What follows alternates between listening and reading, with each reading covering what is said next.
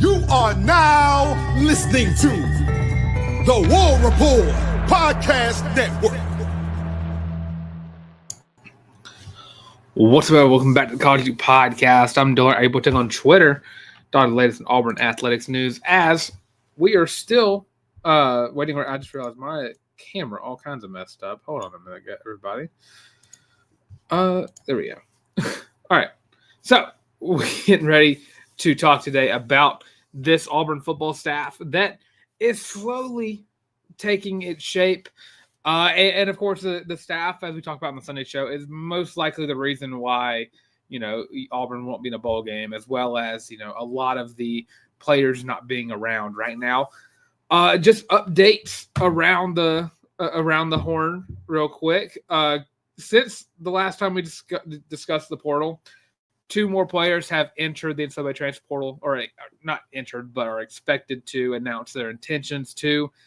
In Horatio Fields, which to me is a big blow. I absolutely loved Horatio. I thought what he brought to, skill set wise, meshed really well with what Auburn wanted to do, throwing the football, and meshed very well with the skill set anytime he was on the field.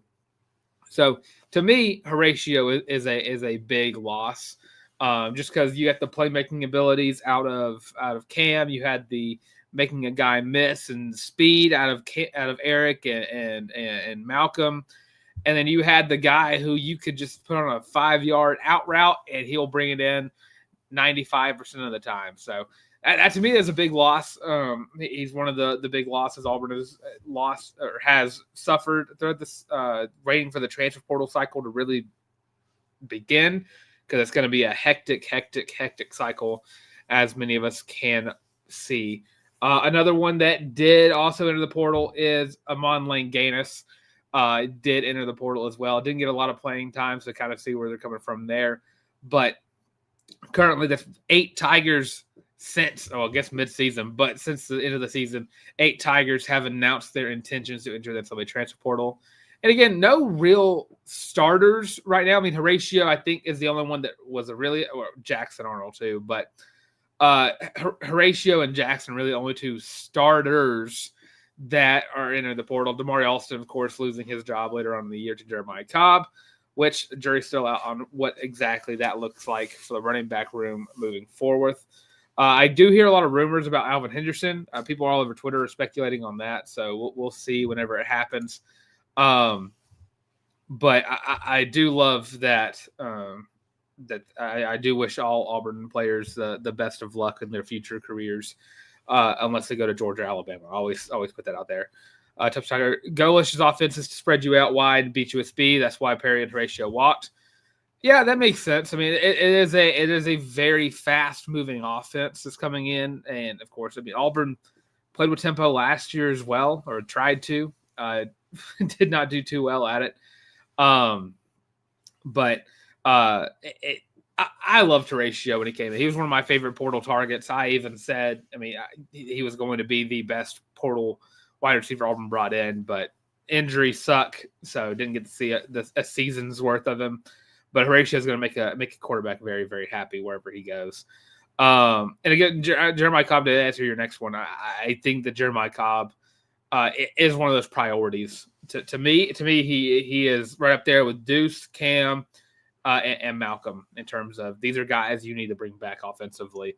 Cobb would work perfect in this Golesh offense. I mean, and it's a running back by committee. And we'll talk about the hires in a second, but just kind of building a room around Jeremiah Cobb and just getting guys who can what's the word I want to go for here? Complement his game. So, if he's more of a speed back and elusive guy, you need more power backs to get in here. So what I do want to talk about today is the current staff that is currently, working its way to being complete. It's got a lot of work to do. Of course, the guys who have been retained are DJ Durkin and Vontrell King-Williams. I think those 2 are, everyone knows that Durkin is an absolute massive retention for Auburn moving forward. I currently just looking out on the football staff page. And again, if you look at it, I mean, there's a couple of guys that look like they're being retained. There's probably a different position. Coach McGriff, Crime Dog, still listed as a cornerback coach. So I would expect him to stay along and be that DB coach that he has been for the last couple seasons. I think Crime Dog is an absolute massive win if Auburn can make sure to keep him around. And of course, Montreal Quinn Williams, the interior D line was a bright spot on this team.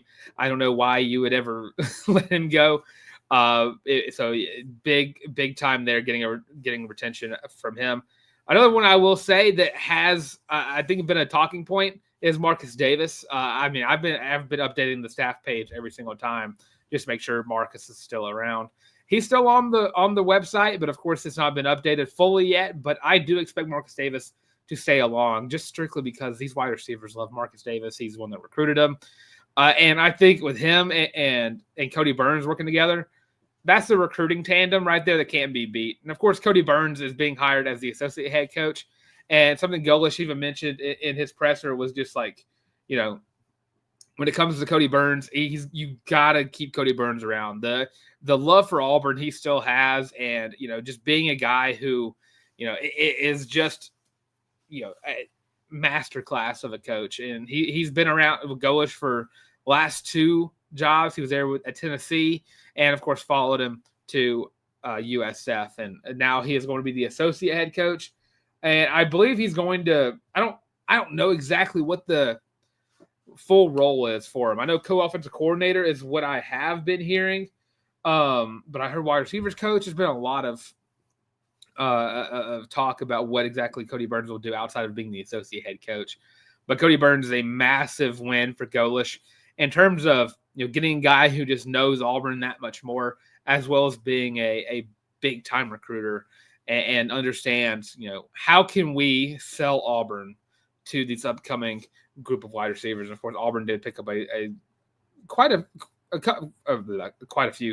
couple of good wide receiver commits.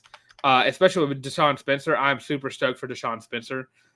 Whenever he gets on the planes, dude has been lighting it up for Saraland, so he's one of my top guys looking out for.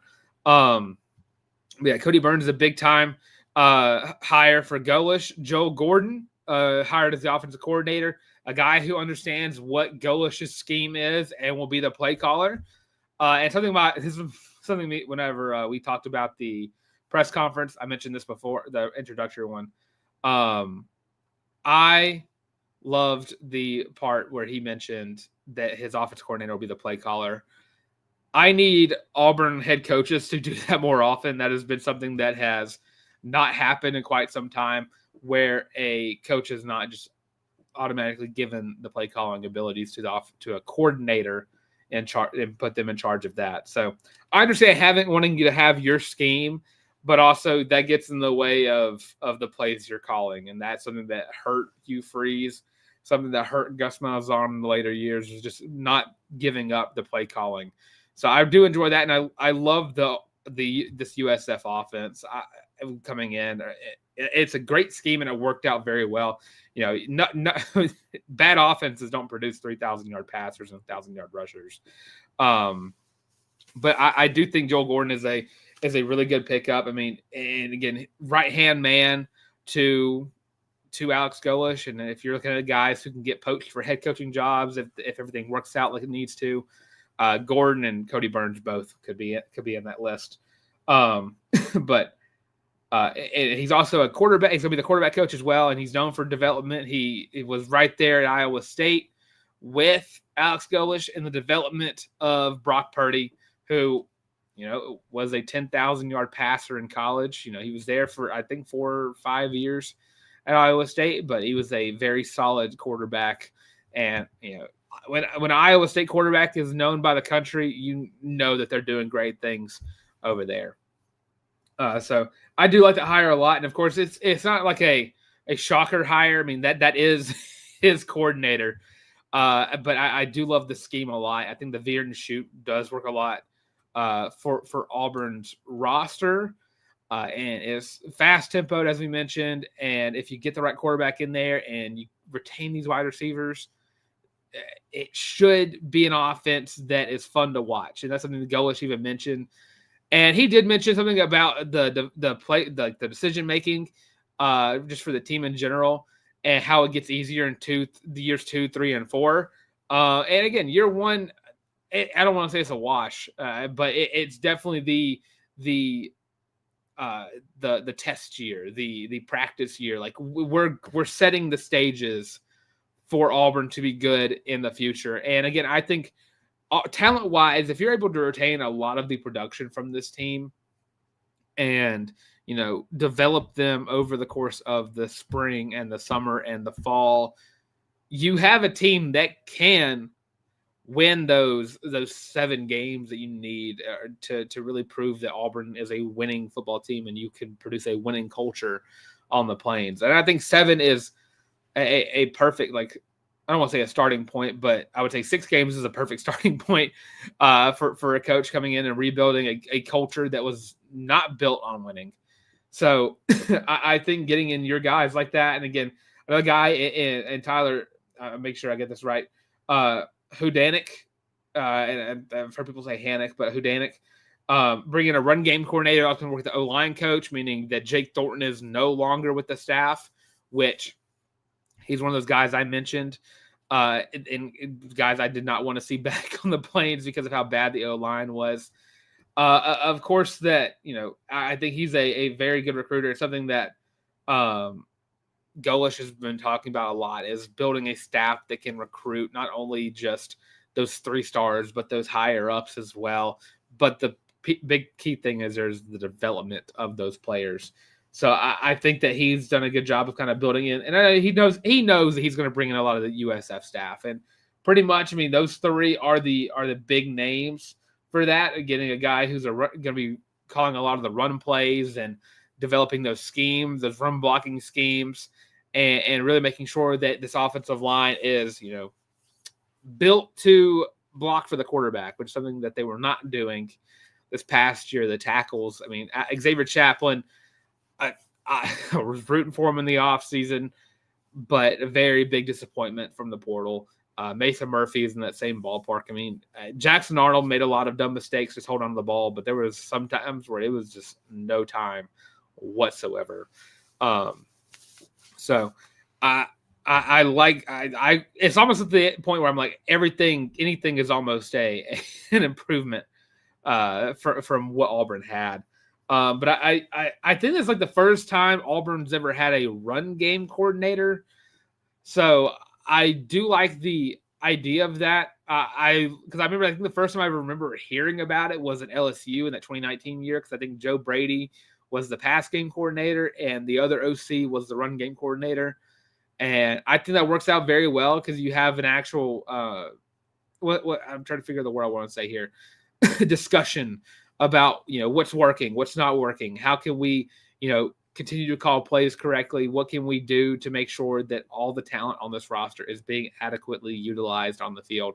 So I do like the idea of a run game coordinator at Auburn. I think it works out well. And again, something he mentioned in that press conference is Auburn is going to run the football again, and he's even made the joke that I hear you guys around here like hearing that. But running the football is such a key part of what makes Auburn Auburn. Auburn being a running back contender. Guys like Bo and Cadillac and Ronnie and Trey Mason, carry on. Just as it goes on, the list goes on and on. Quez, Tank, Jeremiah this year. I mean, Auburn is a football program that is known for their ability to run the football and their ability to develop these running backs. And just getting a guy who is fully on, what plays can we scheme up here where we can run the ball more effectively. So I do like the run game coordinator a lot there. Another hire for Golesh that's gone out and gone is Jacob Bernowski. I don't know if Auburn has made this one official yet, but hiring a special teams coordinator from Pitt. And his time at Pitt, he has had 3 kick return touchdowns and has been a very efficient coach in that. Auburn needs some more efficiency when it comes to special teams, whether it's just making sure your punts are going further, making sure that you have kickers who are going out there and making kicks and are confidently going out on the field and not just being thrown out there after a few missed kicks in a row. So again, Auburn needed a step up in that direction. Auburn could have won a lot of these games if they were able to make kicks, and Missouri stands out in that regard. And I mean, offensively is where we're going to see a lot of the improvements come in the staff. A tight ends coach hasn't been announced yet. Algamawa is no longer on the staff page, so I can imagine he's not going to be retained.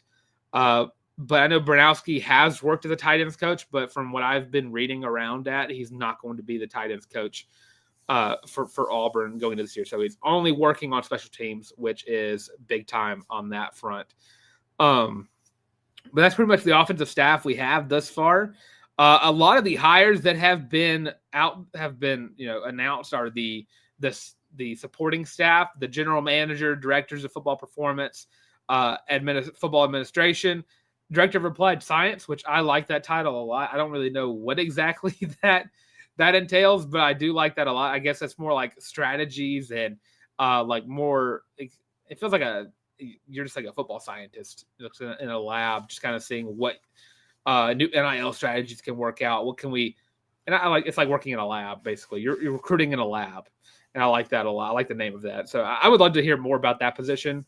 But Andrew Warsaw has been hired as the general manager. Of course, Kenyatta Watson has now gone off to his alma mater at Boston College, and he's going to recruit the crap out of that place. So big ups to Kenyatta Watson. George, and I'm going to butcher this one too, Kodi's director of football performance, Harding Harper, executive director of recruiting, Terrence Kennel, director of applied science, John Allen Stone, director of football administration, and then Frank Falis, associate director of football performance. And again, Auburn had a really good supporting staff over the past few years, and they recruited extremely well. And with Golesh's mindset around recruiting, I do expect the staff to work their way up to being just as efficient as that. I mean, he mentioned, Golesh has talked about that the state of Alabama, there's not going to be a single school recruiting harder in the state of Alabama than his staff. And I do love that a lot.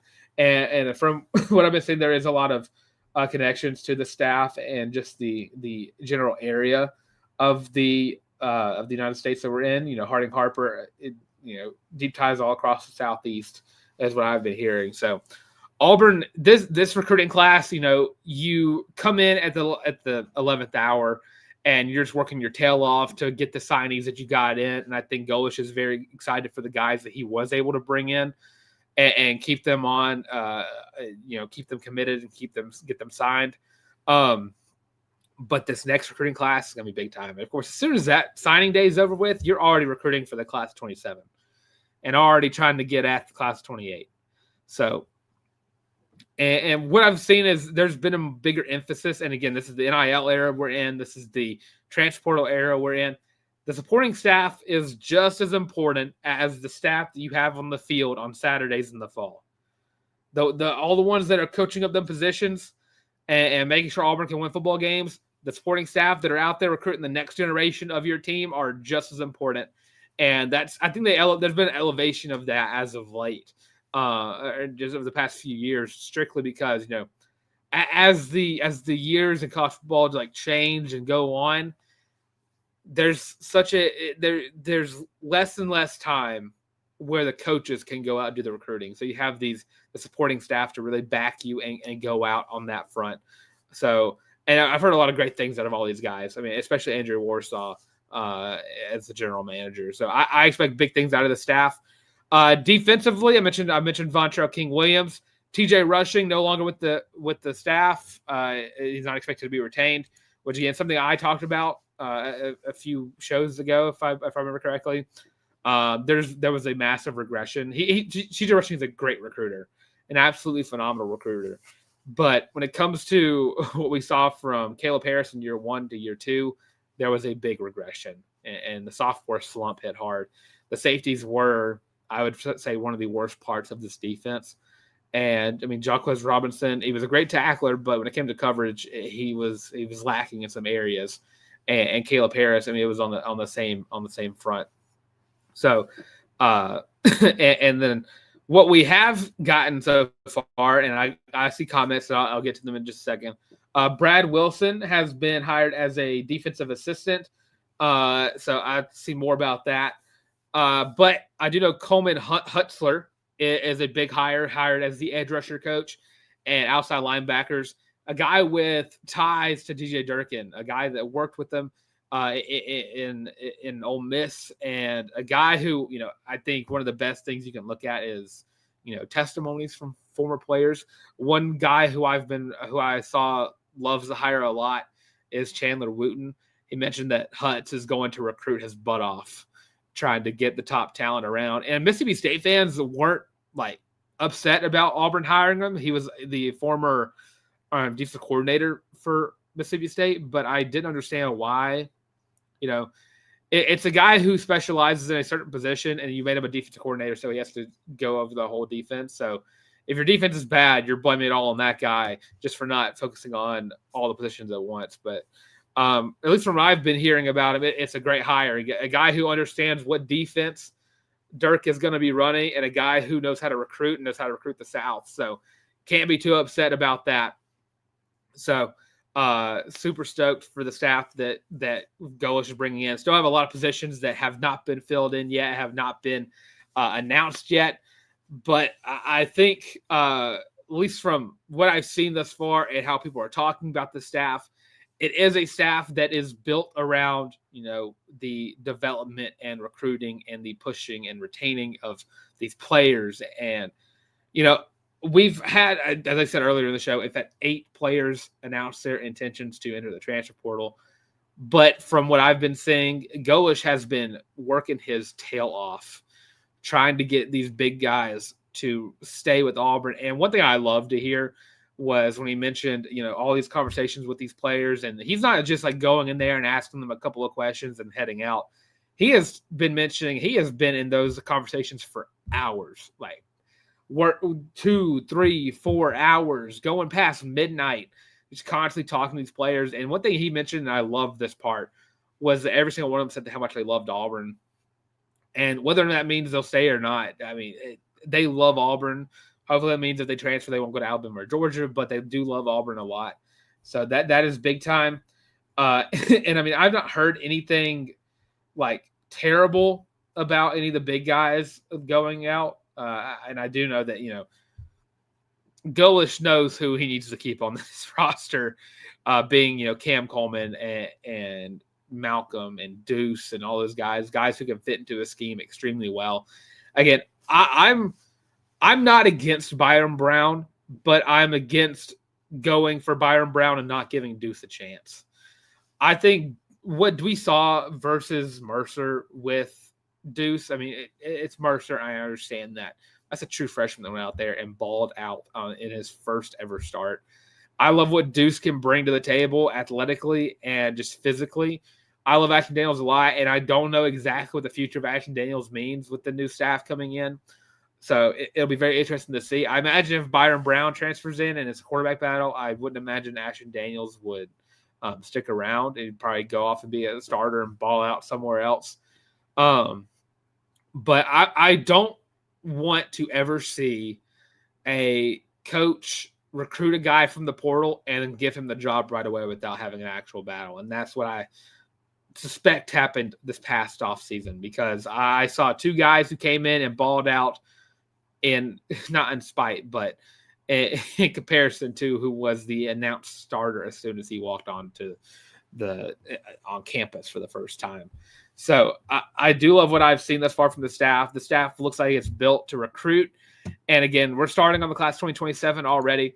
This class 26 coming in, I think it's a very underrated class. It's 41st in the nation per 24/7.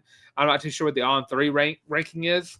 But I do like a lot of the talent in here, and I do love the linebacker talent is ridiculous. Jaquez Wilkes and Shadarius Tootle are going to ball out for Auburn and their future. So, again, this Golesh staff is going to bring that offense that we saw at I keep wanting to say UCF, but USF, that high flying, veer and shoot, run the ball hard, fast moving, Love that a lot. And I think Auburn does have a class and a roster that can really implement that and do it well.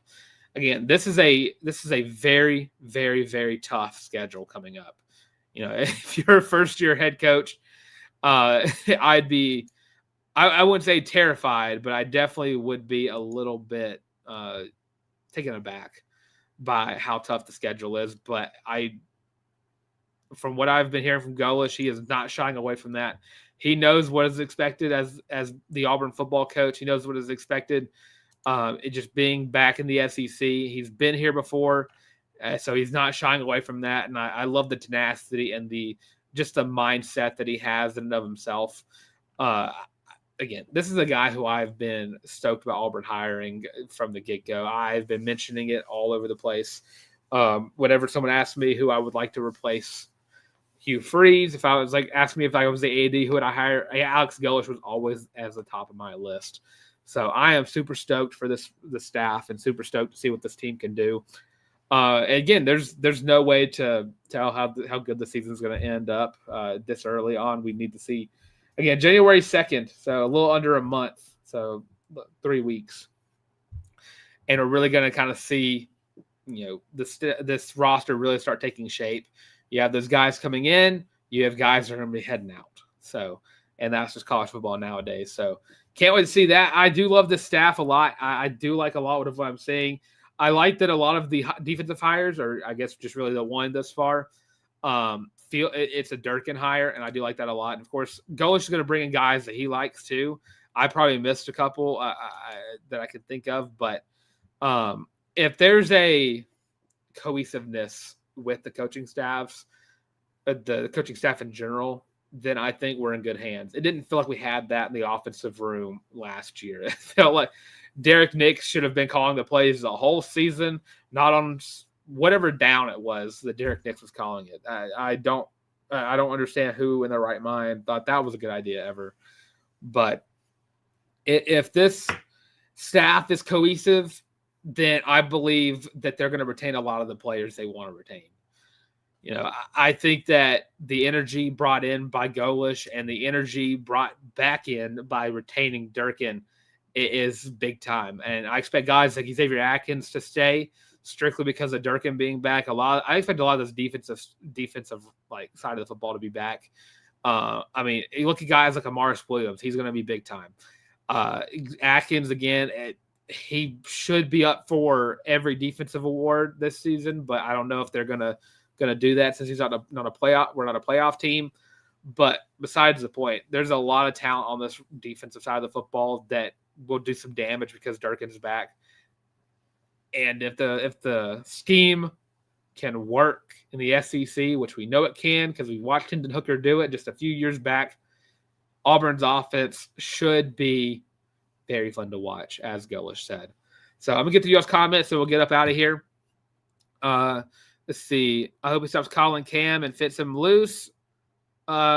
Fits him loose. Would free up a lot of NIL and USF wide receivers just as good. I'm not for that. You want to retain the worst position coach in the history of Auburn football. Marcus Davis does not belong in the SEC. I completely disagree. You cannot. I will not believe that the most. What's the word I want to use? I mean, drops are drops, and that's something that's freak accidents at times. But there were a lot of games this season where the wide receivers were the brightest spot of the Auburn offense. So I love Marcus Davis. I think he's also an excellent recruiter. I think he's a guy you could not let go. And again, I think the wide receivers love him too.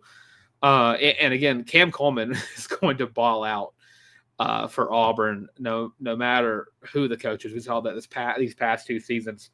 Again, I'm all for the blank check idea for him. I said this on Twitter when they announced the postseason awards for Xavier Atkins. I brought Cam in on this. I think number 8 for Cam and number 17 for Xavier are going to be two numbers we're talking about in 10 years about. We're going to be talking about these two guys forever. Whether they win a lot at Auburn or not, I expect those two to be remembered all-timers for Auburn. I think Cam is already on my list. He's already on my wide receiver Mount Rushmore for Auburn because just what he was able to do this season.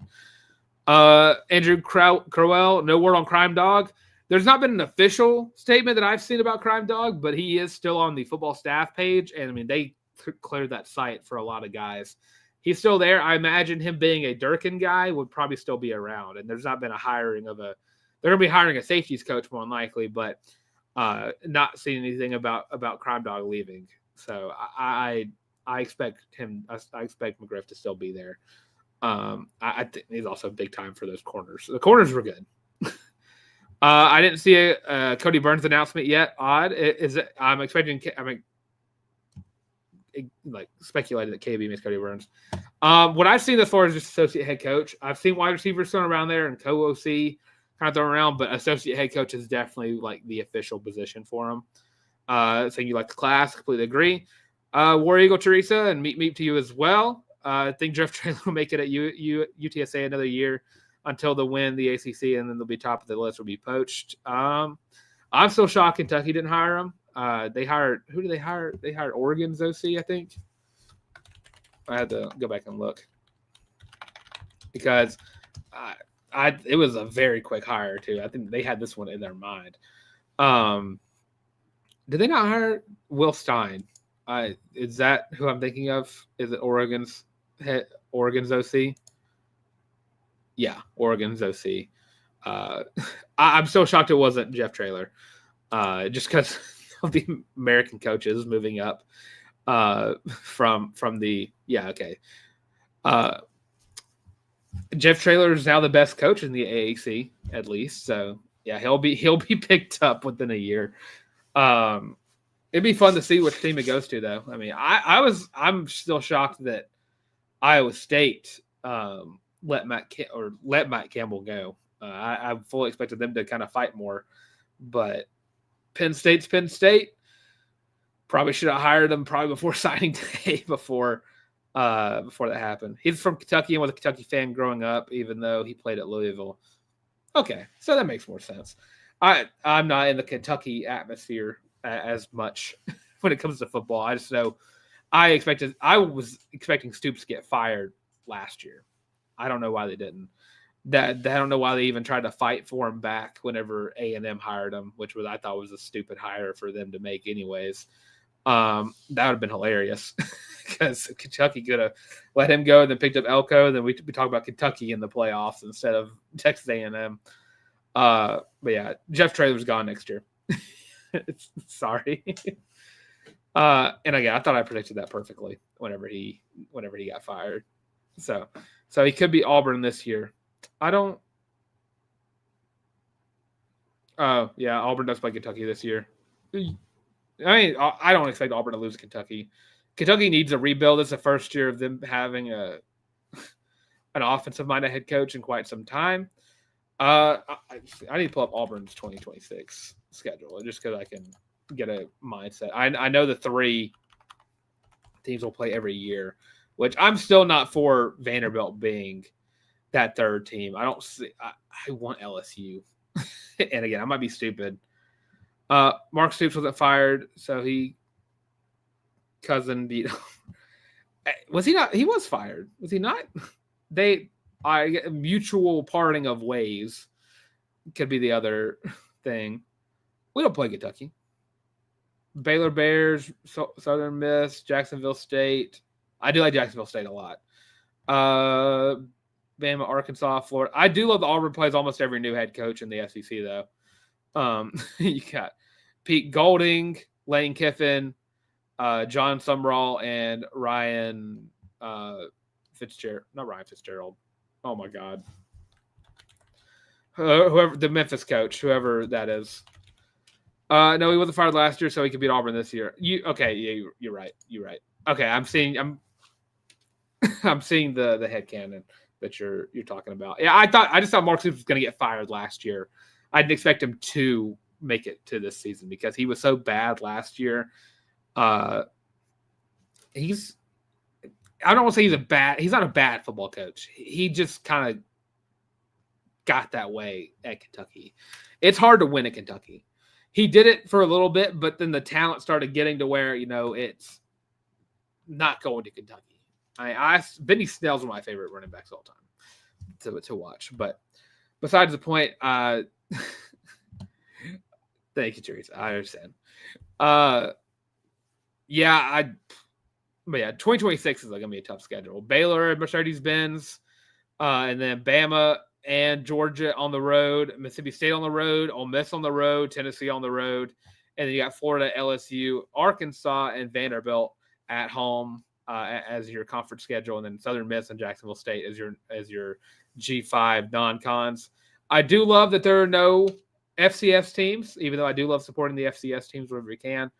I want to see more of like Jacksonville State, and again, that's going to be the return of Dylan Gentry, or the future NFL Hall of Famer Dylan Gentry. I would love to see more of like Troy, UAB. I'm missing by South Alabama. I like South Alabama last year, and even I wish the FCS teams weren't all over the place. I wish we played FCS teams within the state of Alabama. That's what everyone, or even Hugh, for all of Hugh Freeze's flaws. I think one great idea he had is that instead of doing the spring games where it's offense and defense versus each other, bring in another school from inside the state. How about Alabama State? Tuskegee's right up the road. Bring Tuskegee in, and you're giving them a lot more exposure, and you're also getting some actual reps in versus a team that doesn't know your place. Do that. That was something, and that was a good idea that Hugh Freeze had, and that was one of the few. But I will happily accept that idea as being a good one. But we're gonna go and get out of here. Let me know what you think in the comments below. What do you think of the staff that Alex Golesh is currently building on the Plains right now? What do you think of the recruiting class? We've gone over a little bit of it, but not fully of this recruiting class. Who's your best signee? Who's your most favorite signee? And who are you most excited to see on the Plains next season? So thank you all for tuning in to Installment College Podcast. Of course, don't forget to like, comment, and subscribe. Helping us to our next big milestone of 2,000 subscribers. We're getting so very close. 2,000 subscribers, so close that we're 960 away. So thank you all who have already subscribed to the College Loop right here on YouTube. Don't forget to follow us on every social media platform, Twitter, TikTok, Facebook, Instagram, the works of the College Loop. Follow me on Instagram as well at Dylan Larck, as well as Twitter at Boy the Tank to get my personal takes on all things football, Auburn, and NFL wise at least. Panthers are going to the playoffs. I've already punched the ticket for us, so super stoked for that.